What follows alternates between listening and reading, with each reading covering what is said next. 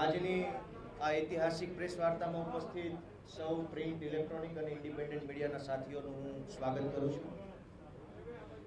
પૂજ્ય રાષ્ટ્રપિતા મહાત્મા ગાંધી, લોખંડી પુરુષ સરદાર વલ્લભભાઈ પટેલ, રવિશંકર મહારાજની આ જન્મભૂમિ અને કર્મભૂમિમાં હું માનનીય મુખ્યમંત્રી શ્રી અરવિંદ કેજરીવાલજીનું શબ્દ પુષ્પોથી સ્વાગત કરું છું. આજે ઐતિહાસિક દિવસ છે કે આમ આદમી પાર્ટી એક નવા મુકામ તરફ આગળ વધી રહી છે. આમ આદમી પાર્ટીમાં આજરોજ ગુજરાતના સૌથી પ્રતિષ્ઠિત અને લોકો જેમને ખૂબ પ્રેમ કરે છે એવા પૂર્વ મીડિયા કર્મચારી માનનીય ઈશુદાનજી ગઢવી આજરોજ આમ આદમી પાર્ટીમાં જોડાઈ રહ્યા છે. ઈશુદાનજી જે મીડિયા છે તેમાં રહીને એક વિપક્ષ તરીકેની મજબૂત ભૂમિકા નિભાવવાનું કામ કર્યું છે. ચાહે વેપારીઓના પ્રશ્નો હોય, ખેડૂતોના હોય, વિદ્યાર્થીઓના હોય, વાલીના હોય, બેરોજગારોના હોય, આઉટસોર્સ કોન્ટ્રાક્ટ કર્મચારીઓના હોય કે કોઈ પણ પ્રશ્ન હોય, આ તમામ પ્રશ્નોને મજબૂત વાચા આપવાનું, સરકારના બહેરા કાન સુધી પહોંચાડવાનું, નિડરતા ભર્યું અને લોકતંત્રને બચાવવાનું કામ માનનીય ઈશુદાનભાઈએ કર્યું છે. ઈશુદાનભાઈના આમ આદમી પાર્ટીમાં જોડાવાથી બેશક આમ આદમી પાર્ટીની શક્તિ વધી છે, અનુભવ વધ્યો છે. સમગ્ર ગુજરાતમાં ખૂણે ખૂણે આમ આદમી પાર્ટી સાથે જોડાયેલા જે કાર્યકર્તાઓ છે એમનું મનોબળ વધ્યું છે, એમની હિંમત વધી છે. માનનીય ઈશુદાનભાઈએ જે રાજનીતિમાં જોડાવાનો અને આમ આદમી પાર્ટીને પસંદ કરવાનો જે નિર્ણય લીધો છે એ બદલ આમ આદમી પાર્ટી ઈશુદાનભાઈનું આમ આદમી પાર્ટી પરિવારમાં સ્વાગત કરે છે. અને હવે હું વધારે વાત ન કહેતા આદરણીય મુખ્યમંત્રી માનનીય શ્રી અરવિંદ કેજરીવાલજીને વિનંતી કરીશ કે માનનીય અરવિંદજી ઈશુદાનભાઈને પાર્ટીનો ખેસ પહેરાવી પાર્ટીમાં સ્વાગત કરે.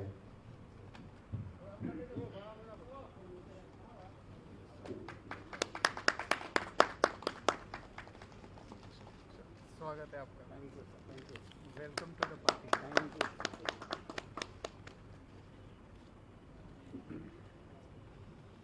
હવે માનનીય ઈશુદાનભાઈજીને હું વિનંતી કરીશ કે તેઓ પોતાનું વાત રજૂ કરે.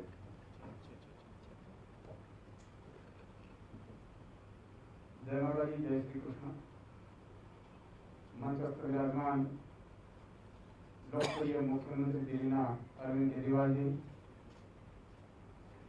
प्रदेश अध्यक्ष आम आदमी पार्टी माननीय गोपाल इटालिया जी, प्रभारी श्री गुलाब सिंह यादव जी, संगठन मंत्री मनोज सोरठिया जी, सौ आम आदमी पार्टी कार्यकरो और पत्रकार जी. मित्रों, मैं छेल्ला 15-16 वर्षथी मारी पत्रकारितानी कारकिर्दीमां मैं क्यारे लोकोनो अवाज उठावવાનો प्रयास કર્યો, પણ ક્યારે એવું વિચાર્યું નહોતું કે હું પણ એક દિવસ આ સ્ટેજ ઉપર હોઈશ અથવા તો આવી મારી કોઈ મહેચ્છા નહોતી.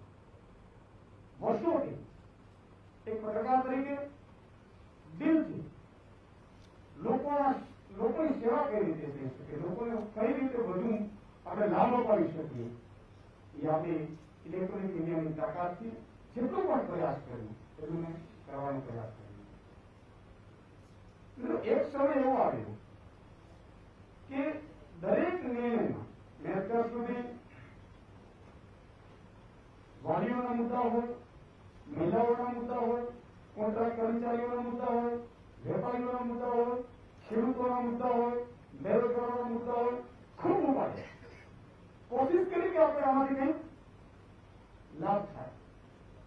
પરંતુ કેટલીક સ્થિતિ એવી આવતી કે લોકોની અપેક્ષાઓ વધતી ગઈ. ઈશુદાનભાઈનો મુદ્દો પહોંચાડી દેજો, ઈશુદાનભાઈ આટલું કરાવી શકશે. અને આપણે બધા જાણીએ છીએ પત્રકારની એક લક્ષણ રેખા હોય કે આપણે બતાવી શકીએ પરંતુ એને ઇમ્પ્લિમેન્ટ કરવાનું કામ તો બસ નહીં કરું સરકારનું. અચ્છા, માફ કરજો, માસ્ક મારે ઉતારવું પછી આવાજ સારો નથી આવતો એટલા માટે. એટલે કારણ કે જયારે માસ્કની આપણે સલાહ આપતા હોઈએ પછી આપણે કરીએ તો એ પણ સારું નહીં. વ્યક્તિ હંમેશા જેવો હોય તેવો જ રહેવો જોઈએ. રાજનીતિ હોય, પત્રકાર હોય કે કોઈ અન્ય વ્યવસાયમાં હોય, આપણું ઉદ્દેશ્ય, આપણું લક્ષ્ય સમાજ સેવા હોવું જોઈએ. અને મિત્રો, જયારે ગુજરાતની જનતાએ અઢળક મને પ્રેમ કર્યો, જનતાનું જેટલું ઋણ ચૂકવું એટલું ઓછું છે. અને પછી મેં વિચાર કર્યો કે કે હવે મારે બમણી મહેનત કરવી પડશે, બમણી મહેનતથી જોડાવવું પડશે. તો અહીંયા તો લક્ષ્મણ રેખા આવતી આપણે સમજીએ બ્રેક મીડિયામાં આપણે લખીએ કે ઇલેક્ટ્રોનિકમાં બતાવીએ, પણ તો નિર્ણયો આપણું બંધારણ એવું કહે છે કે નિર્ણયો લેવાની શક્તિ તો રાજનેતાઓમાં જ છે, રાજકારણમાં જ છે. પ્રજાને સુખાકારી આપવાના નિર્ણયો એ હંમેશા એ રાજનીતિ અથવા તો રાજકારણ અથવા તો એક બંધારણ રીતે પદાધિકારીઓ અધિકારીઓ છે એની જવાબદારી હોય છે. ભ્રષ્ટાચાર મુક્ત ગુજરાત બનાવવાની આપણે મુહિમ છે, ખૂબ સહયોગ મળ્યો, પણ અલ્ટિમેટલી વસ્તુ આવી ત્યાં ઉભી રહેતી હતી કે થતું હતું એટલું થતું હતું, પણ પછી આવાજ નહોતું થતું. અને એટલા માટે મેં આ રાજકારણમાં આવવાનું નક્કી કર્યું. મિત્રો, પહેલા પણ મારો ઉદ્દેશ્ય સમાજ સેવા હતું, આજે પણ છે અને ભવિષ્યમાં પણ છે. હું વારંવાર કહું છું કે અહીંથી લઈ કઈ નથી જવાનું.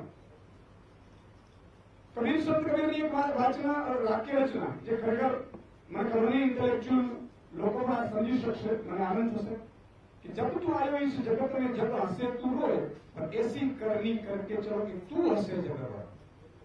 જ્યારે સૃષ્ટિ ઉપર આપણે આવીએ છીએ ત્યારે જન્મ થાય છે બાળકનો, તો પેટા વેચાતો હોય પણ જીવ રડતો હોય છે. એવા કામ કરી જઈએ કે જ્યાં એ દુનિયા રોતીઓ ના આપણે નીકળતા હોઈએ. એટલે વાત આવી આટલી જ હતી કે મારે કંઈક કરવું પડશે. તો કરવું કઈ રીતે પડશે? જયારે હું પોલિટિકલ નેતાઓને વાત કરતો કે આ કરવું છે, આ કરવું છે, તમે તો ખાલી ટીવી ડિબેટમાં બરોબર છે, પરંતુ પ્રજા બધી સુખી જાય, ચૂંટણીઓમાં જીતી જઈએ છીએ. હા, એટલે મને બહુ પીડા થતી હતી કે હવે પ્રજાનું શું થશે, સામે પડશે. મિત્રો, જયારે હું ઈમાનદારીની વાત કરતો, ઈમાનદારી રાજનીતિની વાત કરતો અને ઈમાનદારી પૂર્વક રાજનીતિ હોવી જોઈએ એની વાત કરતા હોઈએ, ત્યારે સ્વાભાવિક છે કે મારે એ રાજનીતિનું અભિન્ન અંગ બનવું પડે. ગંદકી સાફ કરવા માટે, સિસ્ટમમાં ગંદકી સાફ કરવા માટે આપણે ઉતરવું પડે. તમે વિચાર કરજો. એટલા માટે મેં આમ આદમી કેમ વિચાર કર્યો છે? સાહેબ, આઈઆઈટીમાં એડમિશન લેવું ને એ વિદ્યાર્થીઓનું સપનું હોય છે. એડમિશન મળી ગયું, નોકરી મળી ગઈ, પોતપોતાના સ્વાર્થમાં આપણે કામ કરવા માંડીએ, કરીએ છીએ. એનાથી અટકે યુપીએસસી પરીક્ષા પાસ કરવી એટલે એ તો એક મોટું સપનું હોય છે.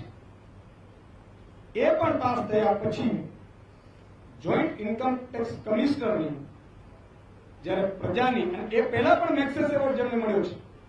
જો ઈમાનદારીની વાત કરતા હોઈએ તો આપણે પાર્ટી પણ એવી વિચારવી પડે, એવા જ લોકો સાથે જોડાવવું પડે કે જેનું ઉદ્દેશ્ય, જેનું લક્ષ્ય માત્ર સમાજ સેવા હોય. અરવિંદજી, હું અરવિંદજીની વાત કરી રહ્યો છું કે એમને બધું જ છોડી સાહેબ અને જનતાની સેવામાં આવી ગયા. નહીં તો એને શું કરતું? સરકારી નોકરી મળે એટલે બધા પોતાની બ્યુરોક્રેટ્સ હતા, પણ છતાં ઈશ્વર ધાર્યું વધારે કંઈક સારું કરાવવું છે. અને એટલા માટે દિલ્હીમાં જુઓ તમે, પૂર્ણ રાજ્ય નથી, છતાં એમણે જે કોશિશ કરી એજ્યુકેશન, હેલ્થ, હું ખૂબ જ એનાથી ઇમ્પ્રેસ થઉં છું.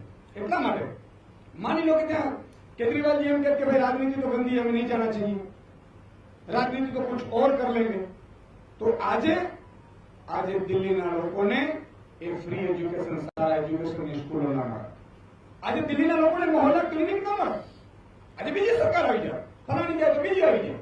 અને એટલા માટે સાહેબ ગુજરાત ઇતિહાસ બદલવા જઈ રહ્યું છે.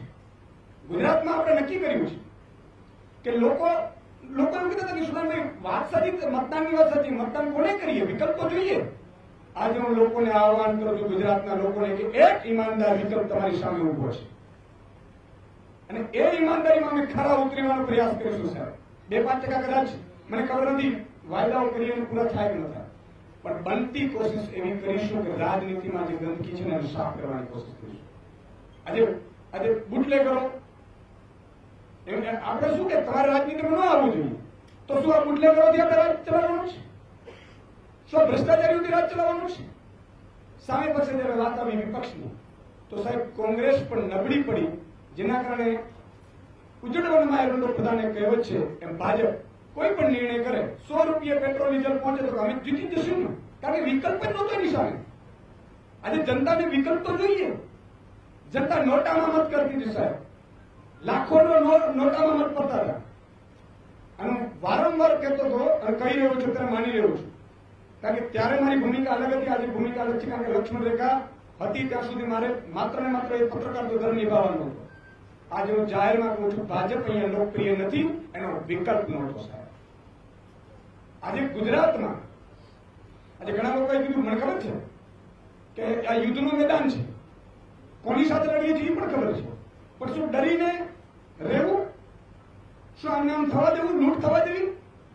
ગુજરાતને આટલો ભ્રષ્ટાચારી ઉતારીને નાનો નાનો નાગરિક છે, એ ટેક્સી ચાલક હોય, રિક્ષા ચાલક હોય, બસ ચાલક હોય, ફીઝને લઈને સાહેબ 25% ફી માફી કરવા માટે ગળા છે સુકાઈ ગયા હતા. તો મારી એટલા માટે અમે નિર્ણય લીધો છે, ગુજરાતની જનતાને આહવાન કરું છું કે આ નિર્ણય સંપૂર્ણ તમારા માટે છે. સ્વાર્થ માટે નિર્ણય હોઈ ન શકે ન તમારી. અને મેં પણ જે સ્ટેટથી હું છોડીને આવ્યો છું, મને પણ સારી નોકરી હતી, સારો પદ હતું, સારો પ્રતિષ્ઠા હતી, સારી સેલેરી હતી, ઘટતું શું હતું મારા? તોય જનતાની વચ્ચે જવાનું એટલા માટે નક્કી કર્યું સાહેબ કે જનતાની અપેક્ષા એટલી વધી ગઈ હતી. અને હું છેલ્લા 4-5 દિવસમાં ગામડાઓમાં હું 20,000 લોકોને મળ્યો, પ્રયાસ કર્યો ને સાહેબ. લોકોનો જો પ્રેમ છે, લોકોની જે આશાઓ બંધાણી છે, ઈશ્વરને પ્રાર્થના કરી કે આશાઓ આપણે ખરા ઉતરીએ. આજે મુદ્દો એ છે, વાત ઈમાનદાર રાજનીતિની છે. અને સૌ યુવાનોનું છેલ્લે આહવાન કરું છું, હું સૌ આમ આદમી પાર્ટીના મિત્રોનો પણ આભાર માનું છું. અને દરેક યુવાનને, મહિલાઓને, બહેનોને એ વિનંતી કરવા આવ્યો છું કે આજે તમારો ભાઈ આપણી ભાવિ પેઢી માટે, આપણા ગુજરાત માટે, આપણી ગુજરાતની અસ્મિતા માટે, ભ્રષ્ટાચાર મુક્ત ગુજરાત બનાવવા માટે, ખેડૂતો માટે, વેપારીઓ માટે, મહિલાઓ માટે સાહેબ મેદાનમાં ઉતર્યો છું. હવે સાથ આપજો. અને સાથ એટલા માટે આપજો કે આ પરમાર્થ માટેની લડાઈ છે, ધર્મ વિરુદ્ધ અધર્મની લડાઈ છે. સામે ગમે તેટલે હોય, મહાભારતનું યુદ્ધ થયું તો દુર્યોધનની સાથે ભીષ્મ પિતાથી માંડીને કર્ણથી માંડીને બધા હતા, પણ જીત હંમેશા ધર્મની થાય છે. આજે કૃષ્ણ છે, ગુજરાતની જનતા છે. ભલે મારે અર્જુન બનવું પડે, મને વાંધો નથી, પણ અપીલ કરું છું કે એક સાથે સહયોગ આપજો, સાથ આપજો અને તમારી આશાઓ ઉપર ખરા ઉતરવાની પૂરેપૂરી કોશિશ કરીશું. અસ્તુ. Thank you. आभार माननीय यशोदा जी. अब मैं माननीय मुख्यमंत्री महोदय जी से निवेदन करूंगा कि वो अपनी बात रखेंगे.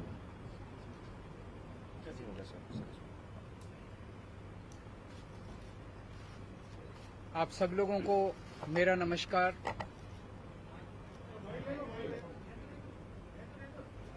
आप सब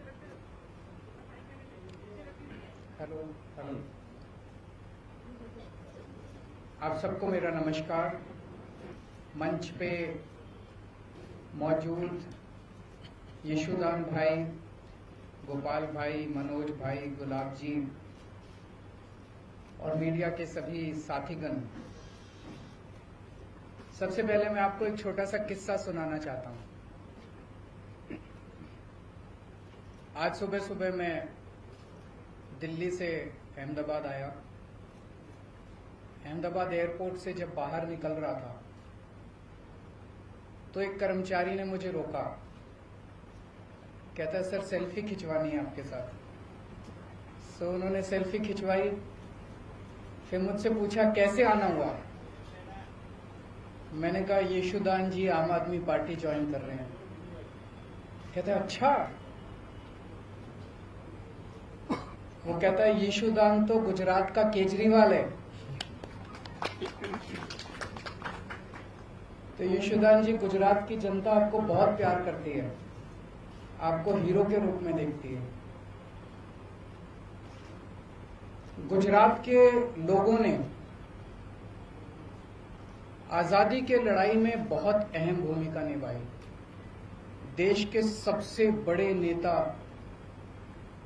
गुजरात की धरती ने दिए. और केवल नेता नहीं दिए, आम लोगों ने भी आजादी की लड़ाई में बड़ी बड़ी शहादतें और कुर्बानियां दी. देश आजाद हुआ, पूरा देश रियासतों में बटा हुआ था. फिर सरदार पटेल ने बीड़ा उठाया कि देश को एक करना है. रात दिन 24 घंटे मेहनत करके उन्होंने पूरे देश को इकट्ठा किया. उसके बाद क्या हुआ? पिछले 75 साल अधिकांश कांग्रेस और बीजेपी की सत्ता की कहानी है। और आज गुजरात की जो हालत है वो बीजेपी और कांग्रेस की सरकारों की कारस्तानी है। पिछले 27 साल से गुजरात में एक ही पार्टी की सरकार है, लेकिन पिछले 27 साल इन दोनों पार्टियों के गठजोड़ की कहानी है, दोनों पार्टियों की दोस्ती की कहानी है। कहते हैं, मुझे नहीं पता, आपको तो ज्यादा पता होगा, कि कांग्रेस बीजेपी की जेब में है। जब जब बीजेपी को जरूरत होती है तो माल कांग्रेस सप्लाई करती है। ऐसे कैसे चलेगा? गुजरात के कौन सुध लेगा?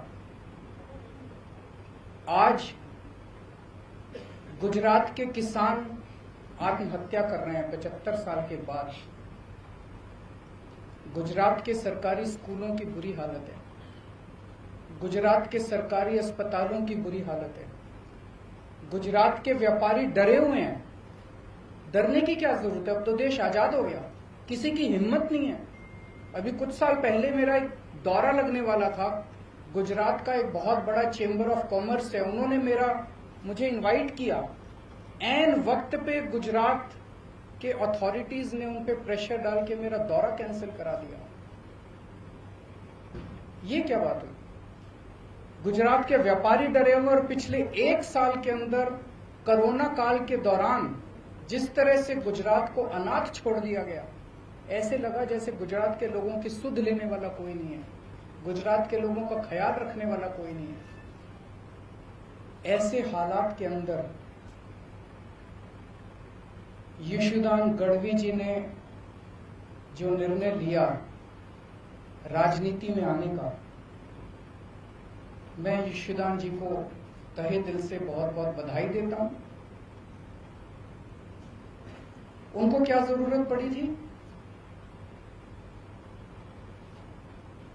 जब किसी का करियर खत्म हो जाता है, जब किसी को कोई पूछने वाला नहीं होता, तब अगर कोई छोड़ छाड़ के राजनीति में आए तो समझ में आता है। लेकिन अगर कोई अपनी करियर की पीक पे अपने करियर को लात मार के राजनीति के अंदर आए तो वो गुजरात की जनता के लिए आ रहा है।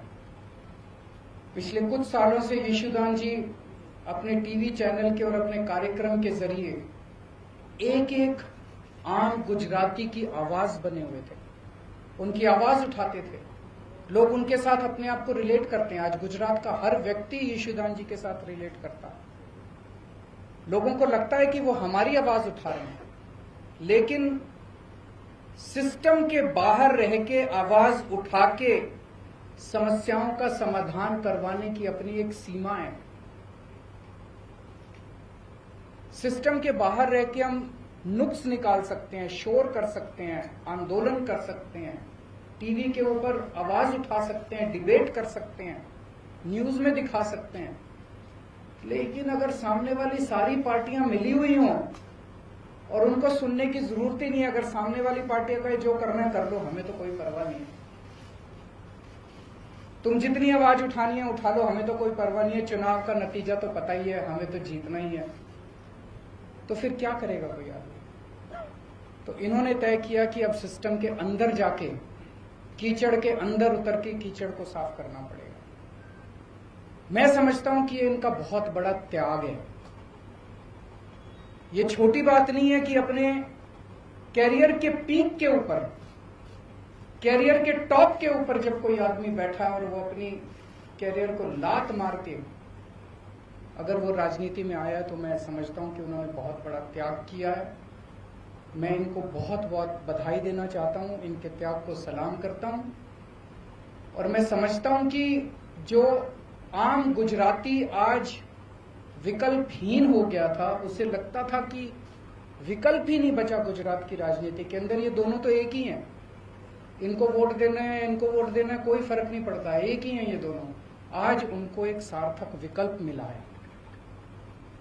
गुजरात के अंदर बैठा हुआ भी हर आदमी देख रहा है कि अगर दिल्ली के अंदर बिजली मुफ्त हो सकती है, 24 घंटे बिजली हो सकती है, तो गुजरात के अंदर बिजली इतनी महंगी क्यों है?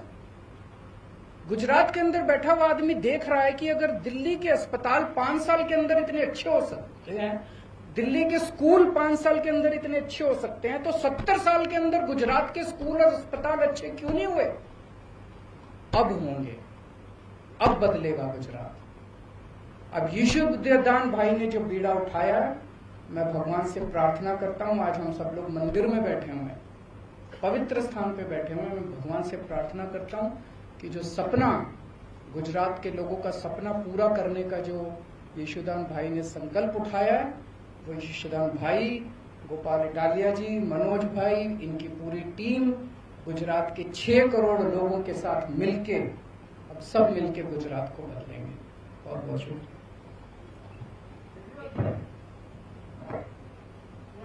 गुजरात बदलने की बात कर रहे हैं, तो 2022 में असेंबली के इलेक्शन भी आ रहे हैं।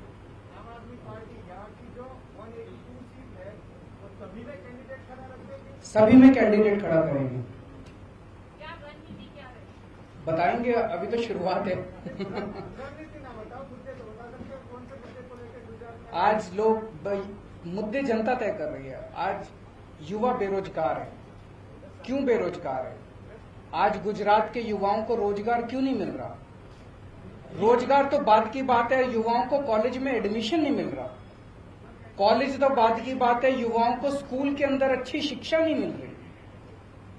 आज किसान आत्महत्या 70 साल के बाद क्यों कर रहा है? आज आपने कोरोना काल के अंदर देखा कि सरकारी अस्पतालों का और डिस्पेंसरियों का क्या हाल था। आज गुजरात के स्कूल खराब क्यों हैं? गुजरात के व्यापारी नाराज क्यों हैं? कोई भी तबका आप उठा लीजिए, मोटे मोटे तौर पे गुजरात की राजनीति खराब है, क्योंकि ये दोनों पार्टियां मिली हुई हैं, दोनों ने तय कर लिया मिलके चुनाव लड़ेंगे, और जब दोनों मिलके चुनाव लड़ते हैं तो उनको जनता की सुनने की जरूरत ही नहीं है। वो कहते हैं जनता जाए भाड़ में, हमारी तो चुनाव का नतीजा तो तय है। गुजरात जो अड़िखम गुजरात बोलते हैं, तो क्या दिल्ली मॉडल गुजरात होगा? नहीं, हर एक राज्य का अपना मॉडल होगा। दिल्ली का मॉडल दिल्ली मॉडल, गुजरात का मॉडल गुजरात मॉडल। किसी भी स्टेट की अपनी समस्याएं हैं, अपने समाधान हैं, अपना मॉडल है। गुजरात के 6 करोड़ लोग अपने विकास का मॉडल खुद तय करेंगे।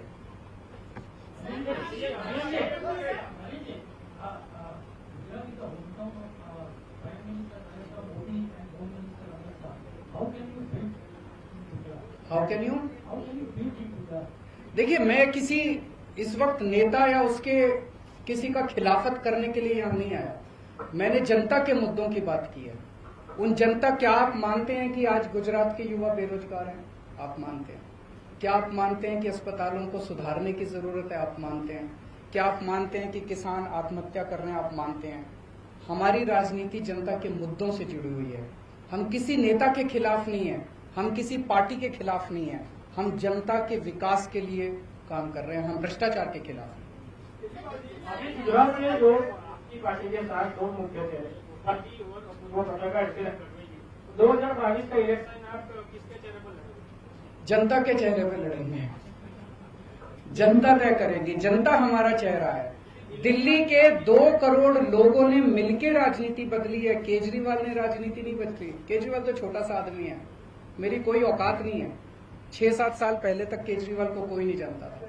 दिल्ली के 2 करोड़ लोगों ने मिलकर तय किया कि अब इन दोनों पार्टियों को हराना और इस छोटी सी आम आदमी पार्टी को वोट देना। जनता ने आम आदमी पार्टी को वोट दिया और जनता ने राजनीति बदली। गुजरात के 6 करोड़ लोग अभी तक मजबूर थे, उनके पास विकल्प नहीं था। गुजरात के लोगों को तय करना है अब कि हमें राजनीति बदलनी है कि नहीं बदलनी। Thank you, thank you, thank you.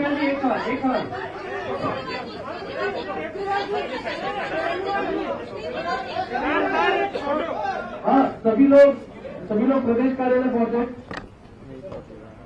सभी लोग प्रदेश कार्यालय